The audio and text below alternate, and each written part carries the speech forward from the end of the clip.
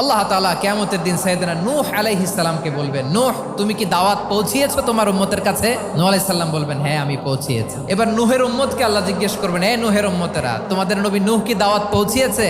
নূহের উম্মত বলবে, না আল্লাহ, কোনো দাওয়াতও আমরা পাই নাই, আপনারাও চিনি নাই, জান্নাতও চিনি নাই, জাহান্নামও চিনি নাই। নূহ আলাইহিস সালাম বিপদে পড়ে যাবেন। তখন আল্লাহ বলবেন, নূহ তোমার পক্ষে কোনো সাক্ষী আছে? নূহ আলাইহিস সালাম বলবেন, আছে। কে?